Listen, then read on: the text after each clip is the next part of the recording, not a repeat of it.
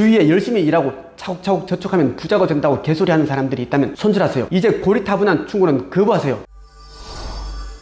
많은 사람들이 젊어서부터 열심히 아끼면 잘 산다고 믿고 있습니다. 쥐꼬리만한 월급을 받아 처절할 정도로 아껴서 저축합니다. 수십 년을 키워주신 연로하신 부모님에게 조금만 더 기다려달라고 하면서 제대로 용돈 한번 드리지 않죠. 과연 그렇게 전략만 해서 부자가 될 수 있을까요? 물론 절약은 좋은 것입니다. 아끼는 것에 대해 비난하거나 뭐라고 할 생각은 없습니다. 지나치게 사치하는 것보다는 훨씬 칭찬받아 마땅하죠. 그러나 절약을 하는 목적을 한번 생각해보세요. 그 목적이 잘 살고 부자가 되는 것이라면 분명 잘못된 길로 가고 있다는 겁니다. 절약을 하는 대부분의 사람들은 수입은 한정되어 있다는 생각, 앞으로도 수입은 더 늘어나지 않을 거라는 생각을 가지고 있습니다. 그래서 방어적인 태도로 삶을 살아가는 것이죠. 더 버는 것은 불가능하지만 절약하는 것은 가능하다고 믿기 때문입니다. 주위에 열심히 일하고 차곡차곡 저축하면 부자가 된다고 개소리하는 사람들이 있다면 손절하세요. 이제 고리타분한 충고는 거부하세요. 닥치라고 하세요. 절약은 가난한 인생을 준비하는 과정일 뿐입니다. 부유한 인생을 원한다면 절약하는 습관을 가지기보다 더 버는 습관을 가져야 합니다. 300만 원의 월급을 받는 직장인이 절약해봤자 얼마를 절약할 수 있을까요? 짠순이 짠돌이처럼 아껴서 한 달에 50만 원을 저축한다고 가정해보세요.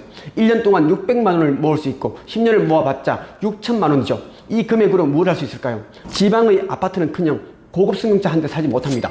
무엇보다 중요한 것은 절약하는 과정에서 자기 자신을 개발할 수 있는 기회와 다양한 경험을 하고 많은 사람들을 만날 수 있는 기회들을 날려버렸다는 겁니다. 6천만 원을 아끼느라 많은 기회 비용을 잃어버린 것이죠. 절약이 인생의 목적이 되어서는 안 됩니다. 인생의 목적은 충만한 느낌과 감정이 들게 하는 것이어야 합니다. 더 이상 돈 때문에 고통받지 않는 경제적 자유인 되기, 이런 목적은 행복감이 들게 해주죠. 나 자신이 진정으로 원하는 것을 목적으로 삼아야 합니다. 경제적 자유인이 되면 자유로운 삶을 살 수 있습니다. 경제적 상황에 구애받지 않고 원하는 것을 살 수 있고 하고 싶은 일을 마음대로 할 수 있죠.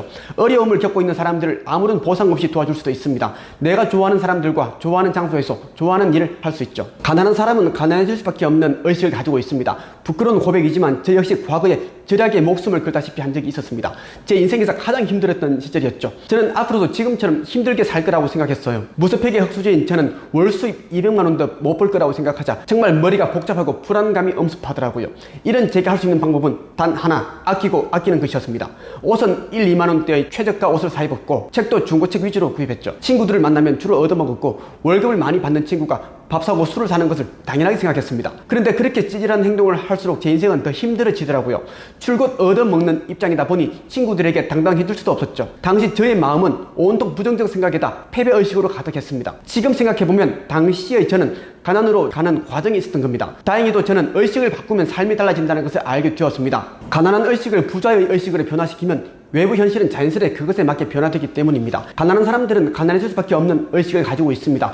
그렇다 보니 물건을 사거나 교육을 들을 때 가치를 따지기보다는 금액을 따지죠. 명품은 장인 정신으로 제작되고 가치가 높기 때문에 보통 직장인들의 연봉보다 높습니다. 수십 년의 경험으로 다져진 내공을 가진 고수에게 받는 코칭료 역시 보통 사람의 연봉보다 높게 마련입니다. 그럼에도 그들은 끊임없이 더 저렴한 것을 찾습니다. 그러면서 계속 여기저기 돌아다닙니다. 경쟁력이 없고 가치가 낮기 때문에 싸다는 것을 모릅니다. 금액이 싸다는 생각에 물건을 사고 교육을 받습니다. 그러나 싼 것은 비지떡이죠. 그 과정에서 사기도 당하게 되는 일도 일어납니다. 싸게 산 물건은 얼마 못 가 망가져 못 쓰게 되죠. 실력이 없는 코치에게 교육 과정을 들어서 비용은 많이 아꼈을지 모르지만 결과는 나오지 않습니다. 처음에는 자신의 능력이 부족해서 결과가 나오지 않았다는 생각에 다른 코치들에게 비용을 주고 또 수강하게 되죠. 하지만 이내 하수 코치들에게 돈만 잃고 사기당했다는 것을 깨닫고는 억울하고 괘씸한 생각이 듭니다. 가치보다 돈을 보고 선택한 결과 돈과 시간, 에너지 모두 잃게 된 겁니다. 가장 중요한 기회비용마저 날려버렸습니다. 얼마 후 진짜 실력을 가진 고수 코치를 알게 되지만 엉뚱한 곳에 돈을 허비하는 바람에 도움을 받지 못하게 됩니다. 가치보다 금액을 따지는 사람들은 그이가 이런 과정을 겪으며 소중한 인생을 더 힘들게 하고 있습니다. 저는 그동안 퍼스널 브랜딩, 무자본 창업 교육 과정을 운영하면서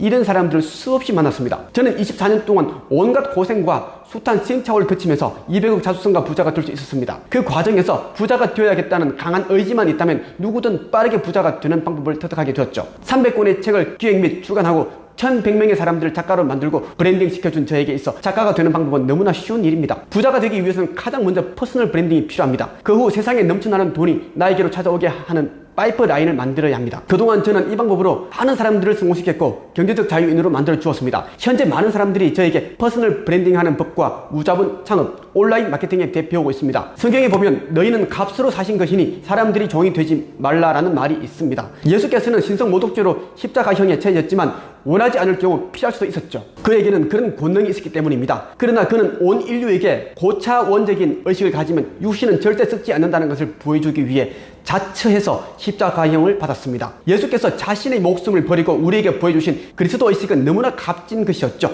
세상 그 무엇으로도 가치를 따질 수가 없습니다. 그런데 여러분이 하기 싫은 일을 억지로 하며 고통 속에 산다면 예수께서 목숨 바쳐 증거하신 그 모든 일들이 가치 없는 것이 되고 맙니다. 여러분은 유일신 하나님의 자녀로서 부유하게 살아야 합니다. 그물에 걸리지 않는 바람처럼 자유로운 존재로 행복 그 자체가 되어야 합니다. 그렇게 사는 것이 신의 자녀인 여러분의 의무입니다. 성경에 이런 문구가 있습니다. 어떤 사람은 모든 것을 먹을 만한 믿음이 있고 믿음이 연약한 자는 채소만 먹느니라. 어리석게 절약만 해서는 안 됩니다. 절약을 미덕으로 여기는 사람은 성경에 나오는 연약한 자에 해당하죠. 평생을 채소만 먹으며 가난하게 살게 됩니다. 넓은 마당을 두고 좁은 꽃밭을 가꾸는 사람이 되지 마십시오. 자신의 능력을 최대치로 높여 더 벌 수 있는 생각을 해야 합니다. 그때부터 온 우주는 여러분을 돕기 위해 분주히 움직이기 시작합니다.